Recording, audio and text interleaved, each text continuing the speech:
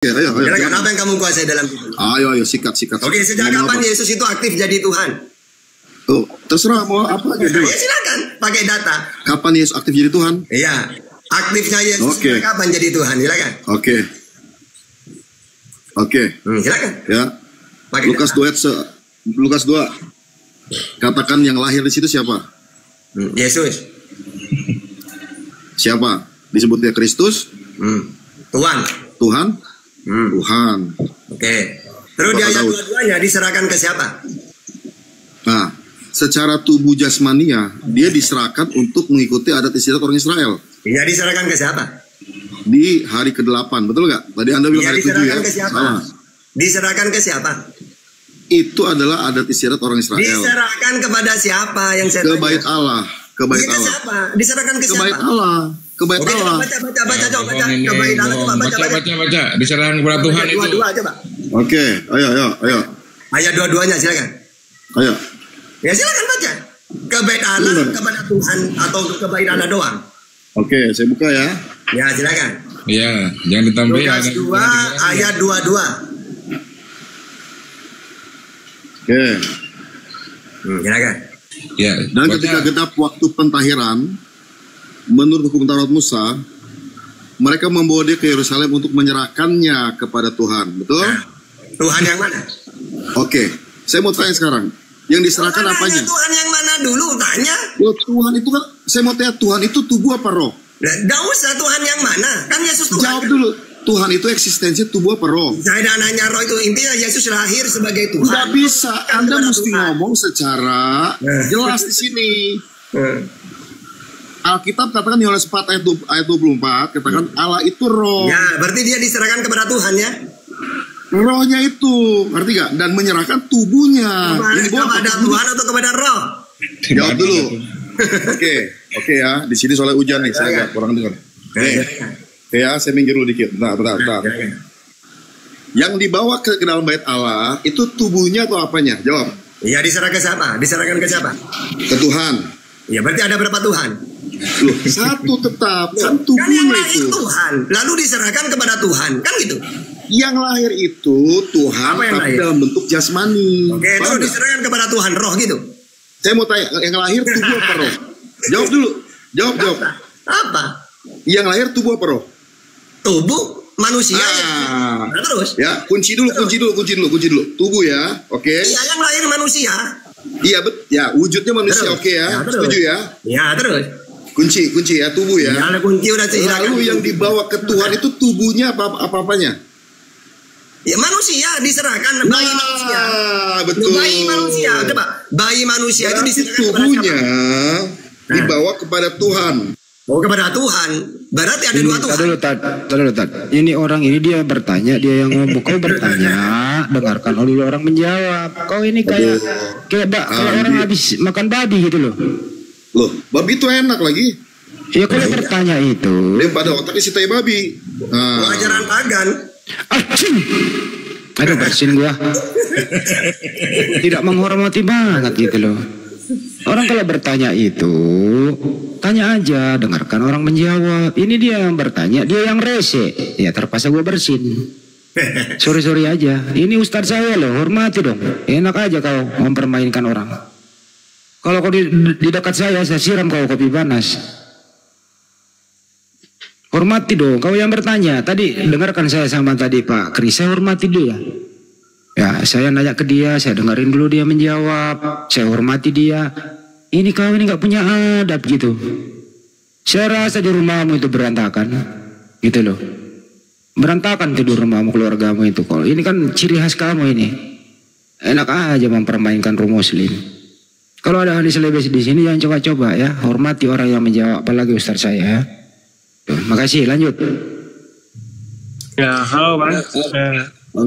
Hormat Pak Ustadz Tata, Pak Ustadz Arif, dan Pak Saudaraku semua ya dalam grup ini. Terima kasih tuan rumah yang baik Pak Ustadz Arif, hormat ya. Kalau saya ya senang-senang sajalah. Ya, tapi begitu saudara ya. Oke, hormat diberi untuk semua. Selamat siang waktu Kota Kupang. Hormat. Oke, lanjut. Mau gimana ini? Mau bertanya atau mau dialog? Kita diskusi, dialog saja ringan-ringan aja. Sama Pak Ustadz kan sudah sering lah ya. Hormat Pak Ustadz ya. Makasih. Bentar lagi aku ke Surabaya loh Pak Ustadz. Ya tenang, nanti tak sahadatin ya, lanjut. Siap, itu penghormatan, penghargaan. Terima kasih. Ya, mungkin sekitar tanggal 10 ya, 10 atau 11 ya. Hafalin dulu. Lanjut Pak Leslie, topik apa? Oke. Kalau tadi temanya itu kalau dibaca di Roma 9 ayat 5 ya, itu kan Paulus memastikan bahwa Mesia, Yesus itu adalah Allah itu sendiri kan. Saya kira cukup jelas lah. Oke. Menurut Paulus bahwa Yesus ini Allah sendiri. Iya. Menurut Yesus ini bukan Allah. Buktinya Sudah sebagai tinggi daripada aku. Sebagai Yohanes utusan 13. anak Allah, hamba Allah, Raja Damai, Juru Selamat, banyaklah. Tunggu dulu lah. Ya, siap Pak Ustadz. Jadi gini ya. Kenapa kok Yesus bukan Allah? Pertama, Yesus sudah ngaku utusan. Sehingga yang mengutus lebih tinggi daripada yang diutus. Aku ini utusan. Bapak yang tinggi. Yohanes 13:16. Bapak lebih besar daripada aku. Yohanes 14:28. Karena aku bukan Bapak, Bapakku di langit, Matius 18:19, maka aku akan pergi kepada Bapakku dan Bapakmu, Allahku dan Allahmu. Yohanes 5:26. Berarti kamu bukan Bapa Yesus. Bukanlah, Bapa punya hidup sendiri dalam dirinya sendiri. Saya juga mempunyai hidup dalam diriku sendiri. Yohanes 5:26. Jadi jelas, Yesus bukan Bapa. Nah kalau Bapa kuasa dia. Kalau Yesus, aku tidak bisa berbuat apa-apa dari diriku sendiri. Yohanes 5:30. Berarti Yesus bukan Bapa, gitu. Oke, silakan. Oke, Pak Ustadz, jadi hormat ya. Jadi di satu sisi kita menempatkan Yesus adalah manusia ya. Yohanes 1 ayat 14 ya. Pada mulanya kalau awalnya ya Yohanes 1 ayat 1 sampai 3 kan jelas ya. Pada mulanya ada firman, firman itu bersama Allah dan firman itu adalah Allah sendiri. Yohanes 1:14 firman itu menjadi manusia. Oke. Kemudian tadi ya terkait dengan Lukas 1 dengar juga lah ya, ketika dilahirkan malaikat menegaskan bahwa ini kan Tuhan ya. Kemudian kalau kita baca ya, mungkin sudah sering lah dengan peserta tadi Matius 4 ayat 7 dan Matius 4 ayat 10 ya, itu kan sudah jelas sekali. Ketika dia menjawab iblis yang mencobai di padang gurun waktu berpuasa, janganlah engkau mencobai Tuhan Allahmu, kan jelas kan. Kemudian dia pergi ke surga untuk menyediakan tempat bagi kita. Tidak ada nabi lain yang menyebut seperti itu. Yohanes 15 ayat 2. Oke. Yohanes 15 ayat 6. Akulah jalan dan kebenaran dan hidup, tidak seorang pun sampai kepada Bapa di surga jika tidak melalui aku. Matius 28 ayat 18 ya. Ya, penguasa surga dan bumi. Itu penegasan di surat Paulus. Filipi 2 ayat 10 ya. Berkuasa atas surga, di atas bumi dan di bawah bumi. Sementara begini, secara logika, sebenarnya siapa sih yang menjadi penguasa di surga, di atas bumi dan di bawah bumi? Dia sendiri menegaskan, Paulus juga menegaskan, Matius murid Tuhan Yesus juga menegaskan. Kan jelas kan? Saya pikir Allah ini kan kita menerjemahkan kan dalam bentuk roh kan.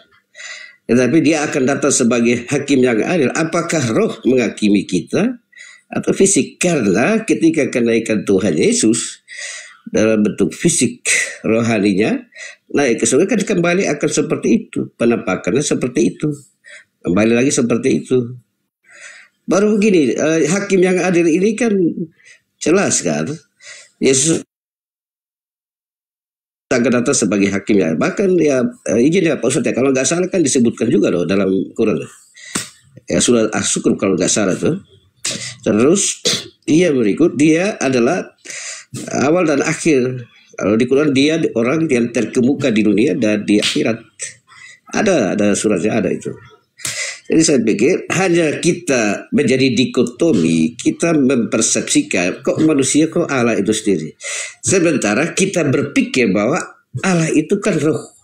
Ya kan? Kalau Kolose 2 ayat 9, dalam tubuh jasmani segala kepenuhan Allah ada pada dia. Itu kan. Saya pikir ya hanya perbedaannya hanya begini ya. Izin Pak Ustadz, jadi kita semua ciptaan kita semua atas izin satu pemilik hidup kita, cuma satu aja loh yang mengizinkan kita untuk ada di dunia ini. Hanya menerjemahkan menurut keimanan kita ini yang beda-beda, tapi tidak apa-apa lah. Yang penting kan kita percaya bahwa ada kehidupan setelah dunia ini selesai, dunia ini kiamat. Itu kita percaya. Hanya jalan kita menerjemahkan menurut keimanan kita masing-masing. Saya kira begitu saya. Oke, makasih Pak Ustadz. Oke. Ini sebenarnya kalau Yesus dicobai iblis itu, kenapa Yesus mengatakan jangan kamu mencobai Tuhan Allahmu?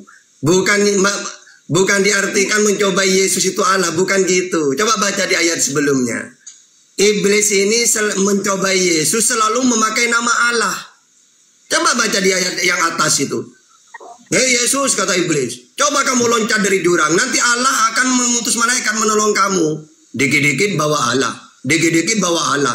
Terakhir, apa kata Yesus? Mangkel Yesus, jangan kamu mencobai Tuhan Allahmu. Ibaratkan ada orang mau menipu saya pakai nama Bang Handi. Tahu-tahu udahlah kamu gini, nanti Bang Handi akan gini ke kamu. Padahal saya tahu sosok Bang Handi, kenal banget saya. Akhirnya kamu ini so tahu, jangan mencobai Bang Handi, dikit-dikit bawa Bang Handi. Saya yang lebih kenal Bang Handi. Nah kayak gitu. Tapi orang Kristen cuma pakai ayat itu doang, dikira Yesus itulah Allah gitu. Padahal enggak. Karena iblis di atas itu selalu memakai nama Allah. Akhirnya mangkel Yesus. Kamu ini ibaratkan gini loh, selalu membawa nama-nama Allah. Jangan mencobai Tuhan Allahmu gitu. Nah terus yang kedua tentang firman. Orang Kristen ini keliru, seakan-akan Yesus yang firman. Bukan. Firman itu tidak pernah menjelma, sifat itu. Kayak Tuhan mendengar, Tuhan melihat, Tuhan berbicara. Jadi itu firman itu perkataan. Keluaran 34, 28, Yeremia 15, 16, Yeremia 34, Yehezkiel 3 ayat 4. Perkataan. Jadi yang namanya perkataan ini tidak pernah menjelma, diberikan. Diberikan kepada Musa, Taurat. Musa mendengar. Diberikan kepada Nabi Muhammad, Al-Quran. Nabi Muhammad mendengar. Diberikan kepada Yesus, Injil. Yesus mendengar. Mana datanya Yesus mendengar firman? Yohanes 15, 15. Yohanes 8, 40. Yohanes 8, 26. Yohanes 5, 30. Aku menyampaikan segala sesuatu yang ku dengar dari Bapa. Jadi tidak pernah firman itu menjelma, diterima. Ya, diterima menjadi kitab suci. Taurat, Injil, Al-Quran. Sedangkan Yesus, Nabi Muhammad, Musa, penyampai firman, Yohanes 3:34. Barang siapa yang diutus oleh Allah, maka tugasnya penyampai firman. Yang kedua, Yesus memberi hidup yang kekal. Benar.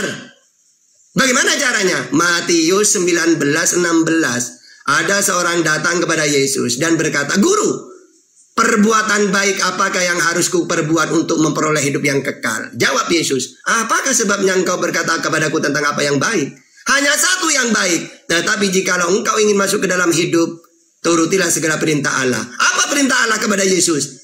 Hukum yang terutama, dengarlah Israel, Tuhan Allah kita, Tuhan itu Esa. Ya, yang kedua hidup yang kekal di dalam Yohanes 5:24. Aku berkata kepadamu, sesungguhnya barang siapa yang mendengarkan perkataanku dan percaya kepada Allah yang mengutus aku, ia mempunyai hidup yang kekal. Jadi harus percaya kepada Yesus sebagai utusan, bukan sebagai Tuhan. Hidup yang kekal itu ditambah Yohanes 17:3. Hidup yang kekal mengenal satu-satunya Allah dan mengenal Yesus sebagai utusan. Terus yang kedua, Yesus ini Tuhan karena dia kuasa. Kata siapa? Aku tidak bisa berbuat apa-apa dari diriku sendiri. Yohanes 5:30. Bahkan ajaranku bukan dari diriku, tapi dari Allah yang mengutus aku. Yohanes 7:16. Bahkan ketika aku menghidupkan Lazarus, aku memohon meminta kepada Bapa. Yohanes 11:44. Tidak kuasa apa-apa dia. Terus Yesus menghakimi katanya. Iya, yang dihakimi hanya 12 suku Israel. Mana datanya? Matius 19:28. Kenapa dihakimi? Karena mereka ini menolak Yesus sebagai utusan, sebagai nabi. Nah kalau tahta dihakimi ya debat. Uang tahta apologet. Tahta kamu tak hakimin. Oke. Siapa aku tahta? Loh kamu utusan untuk Sri Will. Matius 15:24. Apa tugas saya tahta? Loh katanya penyampai firman. Yohanes 3:34. Di mana datanya saya menerima firman? Yohanes 12:50. Siapa yang mengutus aku tahta? Bapa katanya. Yohanes 5:37. Siapa Bapa itu tahta? Kata kamu Tuhan langit dan bumi. Matius 11:25. Tahta kamu dulu dia debater. Iya, pantesan kamu pinter. Lolos kamu. Giliran Bang Leslie. Leslie siapa aku? Tuhan. Nyala kamu. Kamu buat kejahatan. Gitu. Karena tak punya data gitu loh ya. Nah, terus jadi gini, maksudnya gini, kenapa kau dihakimi? Ya, karena mereka ini tidak sesuai dengan ajaran Yesus. Israel tidak sesuai dengan ajaran Yesus karena mereka menolak Yesus. Kristen dihakimi karena mentuhankan Yesus. Nah kalau Islam, apa salahnya Islam? Hai Islam, saya ini utusan untuk Sri Will. Iya, saya percaya. Saya ini nabi. Iya, saya percaya. Penyampai firman. Iya, saya percaya. Tuhan yang benar itu Allah yang Esa. Iya, saya percaya. Kalau Kristen, saya ini utusan. Enggak, kamu Tuhan. Saya ini penyampai firman. Enggak, kamu yang firman. Saya ini nabi. Enggak, kamu Tuhan. Tuhan yang benar itu Allah. Enggak, kamu. Jadi mereka dihakimi karena menyangkal terus gitu loh. Kalau Islam apanya? Gitu ya. Oke, silakan. Ya, silakan Pak. Pendeta Maruba, bersabar ya. Gantian Pak Maruba ya. Silakan Pak Leslie dulu. Halo, Pak Ustadz, ini dia. Jadi begini, saya sebentar sambil makan tapi ya. Oke, jadi begini Pak Ustadz ya. Ketidakmampuan kita menyikapi secara keimanan kan sebenarnya kan kata Allah ini kan roh ya. Jadi kita tidak mampu menerjemahkan bahwa Allah itu maha kuasa. Ya, firman Allah menjadi manusia kan benar adanya loh. Benar, manusianya Yesus. Malaikat menyampaikan menegaskan bahwa dia adalah Tuhan. Ketika salah satu muridnya bertanya menegaskan sebenarnya siapa itu Bapak? Filipus ya. Kok kamu sekian lama sama aku, kok kamu gak tahu? Ya kan? Begitu. Kemanusiaannya betul, sebagai utusan betul, sebagai anak Allah betul, apalagi ada banyak ya. Sebagai hamba Allah, sebagai Raja Damai. Apalagi yang berikut tentang Matius 4 ayat 7, Pak Ustadz begini. Bagi kekristenan, iblis ini adalah malaikat Lucifer yang ditendang buang dari kerajaan surga. Dia tahu saya tinggal sama Pak Ustadz ya. Saya tahu Pak Ustadz bosnya aku. Ketika aku dimarahin Pak Ustadz buang aku. Aku kenal siapa Pak Ustadz, bosku. Gitu kan. Tapi dicobai itu, manusianya dicobai untuk menunjukkan kemanusiaannya dia sebagai manusia, tapi dia pastikan kenapa engkau harus cobai aku ya sebagai Tuhan Allah, bukan gila. Karena iblis kan tahu, karena dia bagi kekristenan iblis itu adalah malaikat yang ditendang buang dari surga. Dia tahu, dia menegaskan itu. Tuhan Yesus menegaskan karena Tuhan Yesus tahu, iblis ini tahu tentang siapa dia. Udah. Terus yang berikut apa lagi tadi ya? Ya begini Pak Ustadz ya, tidak ada nabi yang menjanjikan bahwa jalan keselamatan ya. Itu kan tidak ada. Tuhan Yesus jelas Yohanes 14 ayat 6 kan jelas, aku jalan kebenaran dan hidup, tidak seorang pun sampai kepada Bapa di surga jika tidak melalui aku. Itu dikaitkan dengan Yohanes 3 ayat 16 juga kan jelas, Allah begitu besar kasih Allah ke dunia ini maka dikurniakan anaknya yang tunggal. Barang siapa yang percaya kepadanya berarti tidak binasa, beroleh kehidupan yang kekal. Dan kalau kata hakim yang ada Pak Ustadz ini ya, tadi saya sudah sebut juga, Pak Ustadz lebih tahu detail tentang di surat Quran ya, ada ya. Sebenarnya saya dulu tahu, maksud lebih tepat ini dengan Pak Ustadz yang lebih tahu tentang itu. Jadi yang menjadi perbedaan terus kita berantem, kita diskusi, kita dialog lah. Menerjemahkan antara sisi kemanusiaannya dengan sisi kealahannya kan tidak. Kalau sedua ayat 9 kan tadi saya sudah sebut, dalam tubuh jasmani ya Tuhan Yesus kan segala kepenuhan Allah dapat dia. Filipi 2 ayat 7 ya, yang berupa sebagai seorang hamba supaya menjadi sama serupa dengan manusia. ya. Begitu. Kemudian penguasa loh. Pak Ustadz, pohon ini ya. Sebenarnya siapa penguasa ini, kita sepakat bahwa itu Allah itu sendiri. Tapi dalam berbagai firman, baik di Matius 28 ayat 18, itu penegasan dia berkuasa atas surga dan bumi. Kemudian Filipi 2 ayat 10, dia penguasa surga di atas bumi dan di bawah bumi. Kenapa di bawah bumi? Karena dia mati 3 hari, turun ke dalam kerajaan untuk berkuasa atas kehidupan maut. Itu kerajaan maut yang dikuasai oleh iblis. Supaya Allah bertindak adil bagi setiap mereka yang benar, diberi kesempatan untuk masuk surga. Kalau nggak ada itu nggak bisa loh. Jadi saya pikir ya, yang poin-poin menerjemahkan batasannya adalah menerjemahkan sisi manusia dengan sisi kealahannya, sering itu dikotominya di situ. Begitu Pak Ustadz. Terima kasih. Oke. Jadi dia bukan hanya nabi. Nabi mah yang memberi jalan seperti Yesus. Semua para nabi. Mana datanya data? Yasin. Wal Qur'anil Hakim. Innaka laminal mursalin ala sirati mustaqim. Innaka laminal mursalin. Sungguh engkau Muhammad adalah salah seorang dari rasul-rasul. Berarti semua rasul sama apa? Ala sirati mustaqim, yang berada di jalan yang lurus. Ya, jalan, mereka ini jalan. Begitu juga di dalam surat Asy-Syura ayat 52. Wa kadzalika auhayna ilaika ruhan min amrina ma kunta tadri mal kitab wal iman walakin ja'alnahu nuran nahdi bihi man nasya min ibadina wa innaka latahdi ila siratim mustaqim. Dan demikianlah kami wahyukan kepadamu Muhammad Al-Quran dengan perintah kami. Sebelumnya engkau tidaklah mengetahui apakah itu Al-Quran dan apakah iman itu. Tetapi kami jadikan Al-Quran itu cahaya. Dengan itu kami memberi petunjuk siapa yang kami kehendaki di antara hamba-hamba kami. Dan sungguh engkau Muhammad benar-benar membimbing mereka kepada jalan yang lurus. Jadi semua para nabi itu jalan. Karena kalau tidak ada nabi, manusia tidak kenal Tuhan.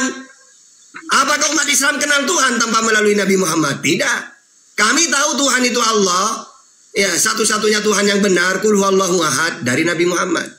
Kami tahu Tuhan itu tidak kelihatan. Al-An'am 103 dari Nabi Muhammad. Kami tahu Tuhan itu tidak serupa dengan apapun. Tahu dari siapa? Dari Nabi Muhammad. Berarti Nabi Muhammad itu jalan. Begitu juga Yesus jalan. Dia perkenalkan Tuhan itu Allah. Yang Esa Markus 12:29 yang tidak kelihatan Yohanes 5:37. Berarti Yesus jalan memperkenalkan kepada Tuhan yang benar, yaitu Allah. Nah, kalau Kristen jalan yang dituhankan. Ibaratkan gini, Nabi Muhammad memperkenalkan Tuhan itu Allah. Lalu saya mentuhankan Nabi Muhammad. Ya salah. Wong Nabi Muhammad jalan. Begitu juga Yesus, aku ini jalan. Tidak akan sampai kepada Tuhan tanpa melalui aku. Tiba-tiba Yesus yang dituhankan. Salah. Ya, karena dia jalan kepada Tuhan. Ibaratkan gini, ada orang mau bertamu kepada presiden. Lalu di gerbang kata satpam, mau kemana? Saya mau ke presiden. Oh, gak bisa. Ini bukan mbahmu. Ini presiden. Harus melalui aku. Ya, tidak langsung seperti di rumahmu, nyelonong langsung ke rumah. Bukan gitu. Ada satpam saya. Tidak akan bisa kamu ketemu presiden tanpa melalui saya. Terus apa kata tamu itu? Siapa presiden? Satpam. Bukan, jalan dia itu. Ya, yang mengantarkan kepada presiden gitu loh. Nah, kalau Kristen itu satpam ini yang dijadikan Tuhan, ibaratkan gitu. Salah besar kalian ini. Terus yang kedua, apa? Percaya kepada Yesus. Iya. Kenapa yang dihakimi Sri Will? Karena Sri Will tidak percaya kepada Yesus sebagai utusan, sebagai nabi penyampai firman. Kristen lebih parah lagi. Ya, orang aku utusan dijadikan Tuhan. Jadi dua orang ini salah. Kesalahannya Sri Will menolak Yesus sebagai nabi. Kesalahannya Kristen, nabi dijadikan Tuhan. Makanya dalam Islam surat Al-Fatihah, ihdinas siratal mustaqim, tunjukkanlah kami jalan yang lurus. Apa jalan di situ? Yaitu siratal ladzina an'amta alaihim, yaitu jalannya orang yang kau beri nikmat. Para ulama, para syuhada, para orang soleh. Ghairil maghdubi alaihim waladdallin. Jangan seperti jalannya orang yang dimurkai Allah. Siapa yang dimurkai? Yahudi. Kenapa dimurkai? Karena mereka tahu kebenaran tapi menolak. Udah tahu Nabi Muhammad itu nabi, ditolak. Udah tahu Yesus itu nabi, ditolak. Dan bukan orang yang tersesat. Siapa yang tersesat? Nasrani udah tahu seorang nabi dituhankan.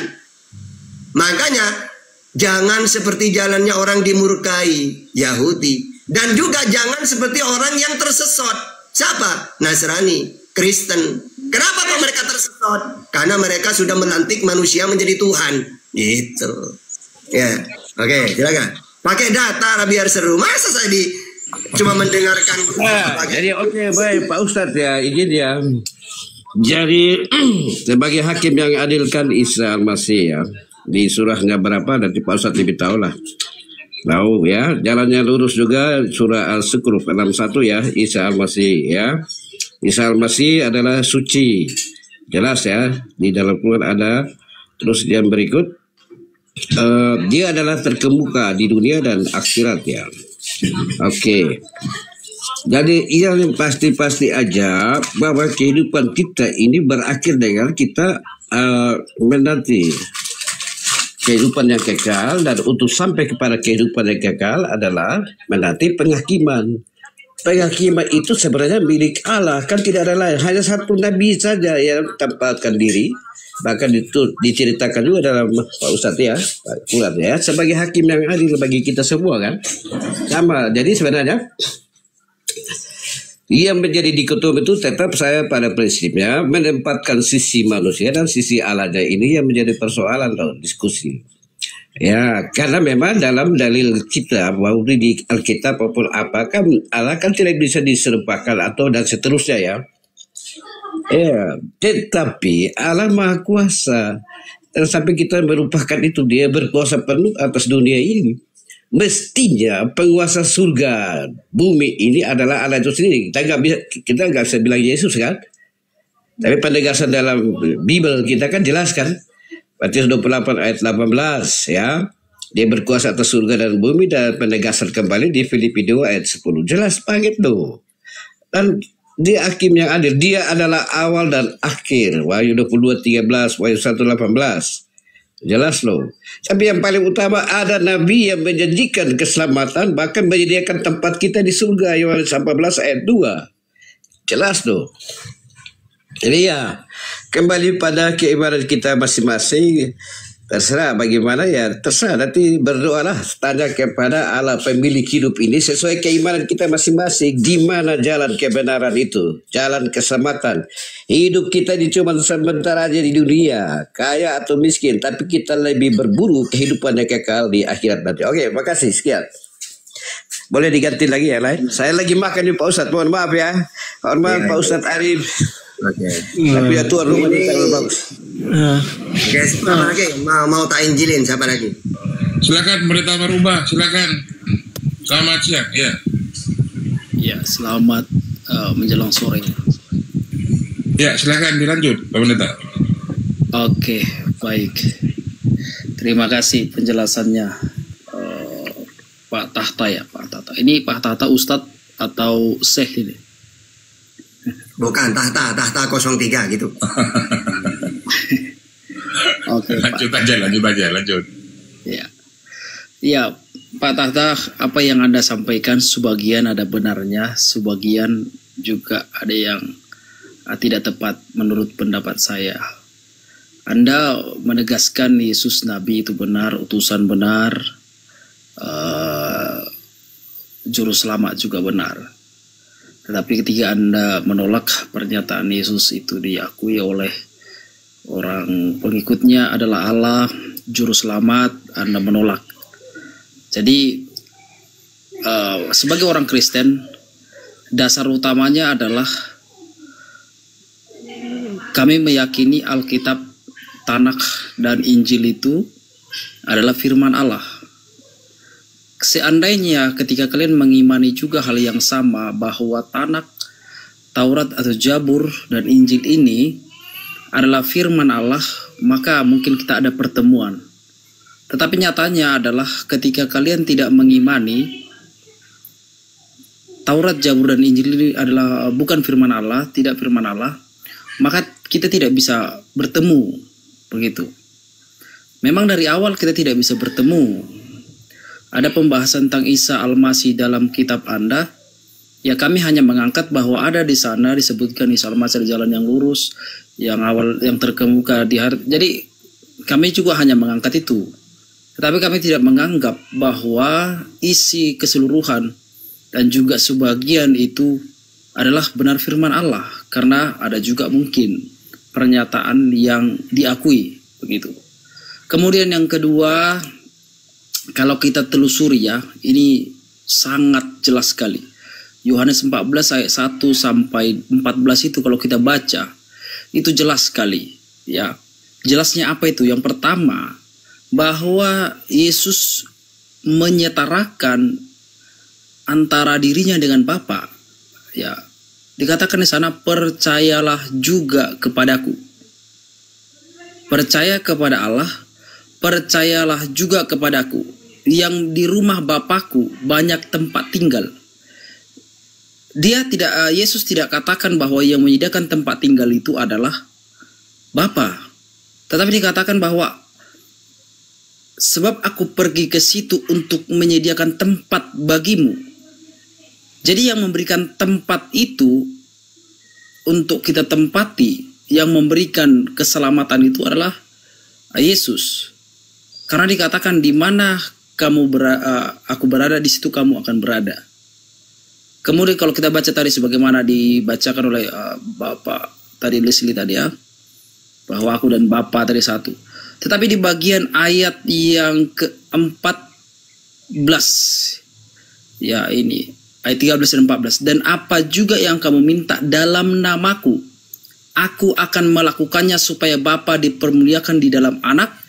Jika kamu meminta sesuatu kepadaku dalam namaku, aku akan melakukannya. Jadi Yesus menyatakan di sana. Jadi panjang banget sih. Ya sabar dulu Bang Handi. Yesus menyatakan di sana bahwa segala sesuatu yang kita minta harus kita sebut dalam nama Yesus. Karena namaku itu nama Yesus. Kemudian berlaku dalam agama Anda tidak berlaku karena Anda bersaksi atas nama Nabi Anda. Masih ditekankan bahwa kami berdoa harus di dalam nama Yesus. Apakah kami boleh berdoa menjadi agama kepanjangan Bang Islam? Saya berdoa di dalam nama Yesus. Tolong dengarkan doa saya. Amin. Jadi menurut kemudian di ayat Bang udah 20, cukup Bang, kepanjangan Bang. Matius 28 ayat 20 dikatakan, dan ajarlah mereka melakukan segala sesuatu yang telah kuperintahkan kepadamu, dan ketahuilah aku menyertai kamu senantiasa sampai kepada akhir zaman. Artinya penekanan daripada ayat 14 ini, ya kan saya kan menanggapi dari apa yang disampaikan Ustaz Atta tadi. Jangan dipotong dulu Bang. Bahwa kamu meminta di dalam namaku, aku akan melakukannya. Ada ulang 3 kali itu udah paham. Matius 28 ayat 20. Meminta doa atas dalam nama Yesus kan itu poinnya. Udah paham orang. Ulang 3 kali loh. Kamu senantiasa sampai kepada akhir zaman. Anda udah mengulang 3 kali 4 kali loh.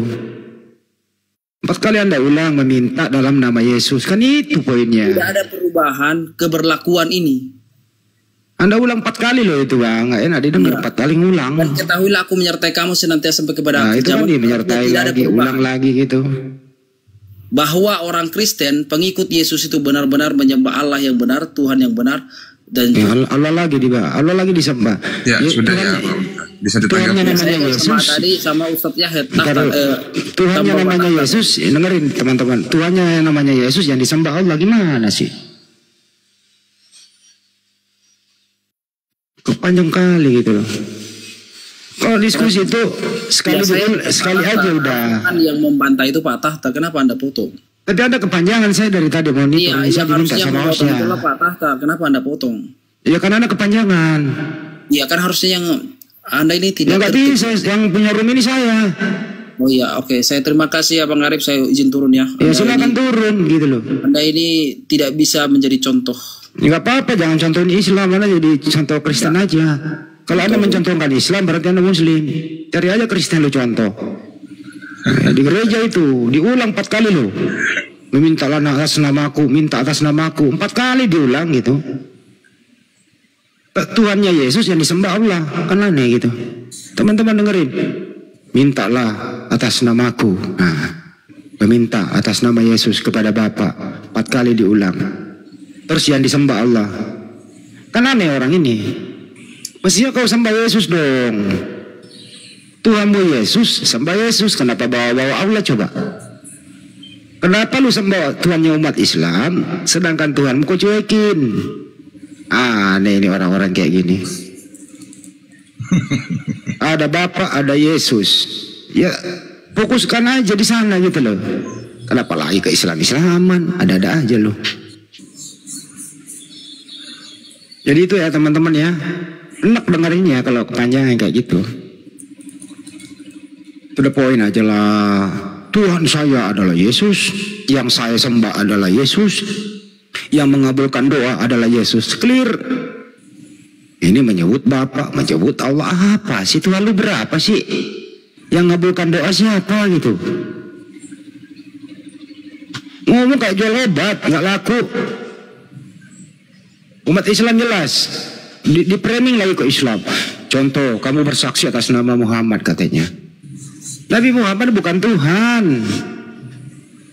Yesus itu Tuhan. Kenapa kau bandingkan Yesus Tuhan kau bandingkan dengan Nabi kami? Gak seimbang antara Tuhan dengan Nabi. Kalau mau bandingkan Yesus dengan Allah Subhanahu Wa Taala, nah itu baru clear. Atau bandingkan Paulus dengan Nabi kami, nah kita bahas.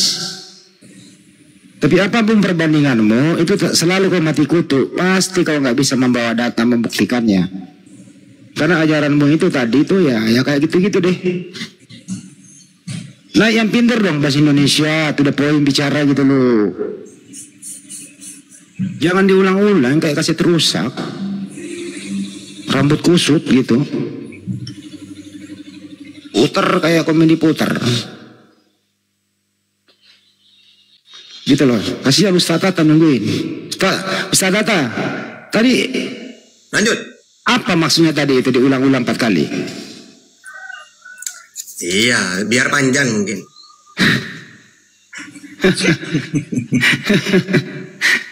Oke, coba saya tanggapin dulu ya. Iya. Kemana semua domba-dombanya ini Bang? Lari semua. Iya. Ada di bawah banyak kok. Jadi dia tadi mengatakan, ditanggapi dulu Tat. Tahta mengatakan Yesus Nabi, iya, utusan, iya. Tapi Tahta tidak tahu kalau dia juru selamat. Iya memang juru selamat memang. Walaupun Musa juru selamat. Kisah para Rasul 7:35. Musa inilah yang mereka tolak. Dan Musa inilah sebagai penyelamat. Jadi bukan hanya Yesus kalau juru selamat itu. Memang semua para nabi. Karena Tuhan ketika menyelamatkan manusia, dia mengutus seorang juru selamat. Yesaya 19:20. Bedanya kalau ajaran pagan, manusia yang hebat ini punya mujizat Tuhan kalau ajaran pagan. Jadi wajar mereka mentuhankan Yesus. Kalau dalam versi Samawi, Islam, Yahudi, Nabi bermujizat itu menunjukkan dia seorang utusan Tuhan, utusannya Tuhan. Tapi kalau menurut ajaran pagan, mujizat itu jelmaan dewa ini, tidak mungkin manusia biasa ini. Nah gitu. Itulah ajaran pagan Kristen itu ya kayak gitu. Yang kedua, Yesus menyamakan, menyetarakan dengan Bapa katanya. Karena percayalah kepada Yesus, Yesus percaya kepada Bapa. Bukan menyetarakan gitu. Sama seperti dalam Al-Quran. Atiullah wa atiur Rasul. Taatlah kepada Allah dan taat kepada Rasul. Qul in kuntum tuhibbunallah fattabi'uni yuhibbukumullah. Bukan menyetarakan Nabi Muhammad dengan Allah. Tapi kalau beriman kepada Allah, beriman kepada utusannya. Percaya kepada Allah, percaya kepada utusannya. Gitu yang benar. Bukan menyetarakan itu. Terus Yesus memberi tempat. Iya, semua para nabi memberi tempat. Wahai Nabi Muhammad, kamu saya utus. Apa tugas saya ya Allah? Ajak mereka ke surga. Ya, caranya bagaimana? Ya, kenalkan bahwa tiada beriman, mereka punya tempat di surga. Akhirnya oleh Nabi Muhammad, tempat di surga itu diberitahu caranya. Ya, apa? Maka akhiru kalam la ilaha illallah dakhalal jannah wa basyiril ladzina amanu wa amilus solihati anna lahum jannah. Berilah kabar gembira kepada orang yang beriman dan beramal soleh. Apa kabar gembiranya? Jannatin tajri min tahtiha al-anhar, yaitu surga. Kullu ummati yadkhuluna al-jannah illa man aba. Semua umatku pasti masuk surga kecuali yang tidak mau, yang enggan. Siapa yang enggan? Yang tidak mau ikut. Berarti Yesus juga gitu. Yesus memberi tempat. Caranya, apa kata Yesus caranya? Yohanes 17:3, Yohanes 5:24, Matius 19:16. Mentuhankan Allah. Nah kalau Bang Leslie, ya bukan punya tempat di surga, di neraka Bang Leslie. Karena kata Yesus, tempat di surga itu bagi orang yang mentuhankan Allah. Sama seperti Nabi Muhammad. Ya, kata Nabi Muhammad Fusilat 30. Innalladzina qalu rabbuna Allah tsumma istaqamu tatanazzalu alaihimul malaika alla takhafu wa la tahzanu wa abshiru bil jannah. Orang-orang yang mengatakan Tuhan kami adalah Allah dan istiqomah, continue, tidak pernah menyekutukan Allah, konsisten sampai mati, maka mereka turun dengan mengatakan jangan kamu takut, jangan bersedih, bergembiralah dengan masuk surga. Begitu juga kata Yesus, orang-orang yang mentuhankan Allah ya dan mengakui aku sebagai utusan, maka bergembiralah di surga. Matius Yohanes 17:3, Yohanes 5:24, Matius 19 ayat 16. Sama para nabi itu memberi tempat di surga. Cuma Kristen salah paham, jalannya keliru. Diberi jalan yang benar, milih yang salah gitu. Itu ya. Jangan. Ustadz, apakah semua para nabi bertuhan? Ya jelas lah, bertuhan semuanya. Termasuk Yesus bertuhan ya, Tat? Iya, karena semua para nabi. Umar arsalna min qabli kami rasulin ila nuhi ila annahu la ilaha illa ana fa'budun. Semua para nabi yang aku utus, mereka itu memperkenalkan bahwa tiada Tuhan selain Allah dan sembahlah Allah. Itu tugasnya para nabi. Berarti bertuhan semua. Tidak ada seorang nabi ateis itu gak ada. Kalau gitu kita tanya Leslie. Bang Leslie, apakah Yesus bertuhan waktu dia hidup? Manusianya tetap manusia sepenuhnya, dan dia Allah itu sendiri kan? Enggak, gini Pak Leslie pertanyaannya. Sederhana loh. Coba saya tanya Ustaz, tanya cara menjawabnya. Ustaz, apakah semua para nabi waktu hidup di dunia bertuhan, Ustaz? Iya, bertuhan. Bertuhan. Pak Leslie, apakah Yesus waktu ada di muka bumi ini bertuhan atau tidak? Jawaban saya, Yesus sepenuhnya manusia dan sepenuhnya Allah itu. Kan jawabannya beda kan teman-teman? Ya dong. Oke, Yesus itu bertuhan atau tidak waktu di bumi? Saya kira sudah include kan, dia Allah itu sendiri kan. Oke, saya kasih contoh lagi Pak Leslie. Ya, sabar. Enggak, saya nggak nanya itu. Bentar, waktu dia Pak Leslie, waktu dia berdoa, dia berdoa kepada siapa? Jangankan berdoa, di kayu salib juga Allahku mengapa engkau meninggal. Dia berdoa kepada siapa? Jelas ya. Pak Leslie, ya. dengar sederhana Bang, Yesus mengadahkan tangan. Dia berdoa kepada siapa?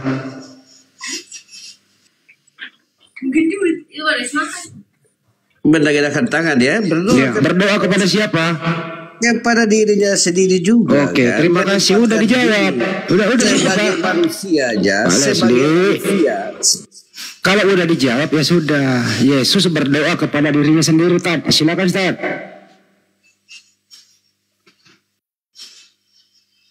Jadi menurut Pak Leslie, Yesus itu berdoa kepada dirinya sendiri. Silakan, Tad. Gimana? Yesus berdoa kepada dirinya sendiri karena dia Tuhan. Enggak, Lukas 6 ayat 12. Semalaman Yesus pergi, semalaman berdoa kepada Allah, kan gitu. Gitu, saya tanya nih, kan dia punya ibu tuh, namanya Bunda Maria. Ustaz Tata, Bunda Maria itu berdoa kepada A kepada Yesus, B kepada Tuhannya Yesus. Ya kepada Tuhannya Yesus. Oke, baik Pak. Oke, baik. Pak Leslie. Pak Leslie, Bunda Maria itu berdoa kepada siapa? Jadi Tuhannya Maria, Tuhannya Bunda Maria itu Allah. Lukas 1:46. Lalu kata Maria, jiwaku memuliakan Tuhan dan hatiku bergembira karena Allah, juru selamatku. Jadi Maria Tuhannya Allah. Pak Leslie, Bunda Maria itu berdoa kepada siapa? Pak Leslie, dengarkan dulu pertanyaannya, baru Anda ngomong. Kita boleh satu-satu enggak loh? Diskusi enak. Iya, makanya dengerin, habis ini Anda jawab. Pak Leslie, Bunda Maria itu berdoa kepada siapa? A, kepada Yesus.